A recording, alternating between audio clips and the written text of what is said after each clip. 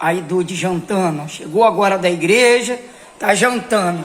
Arroz, feijão, batata que ela gosta, arroz, feijão, batata. E frango fiadinho.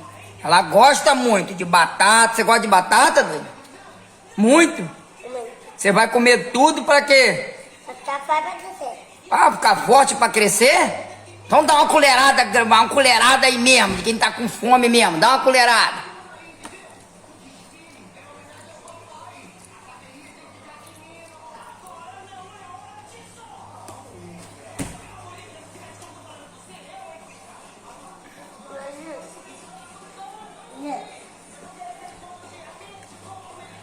Dá outra colherada, dá outra colherada.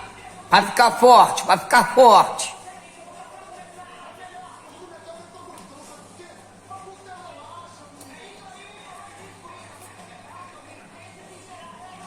Vai.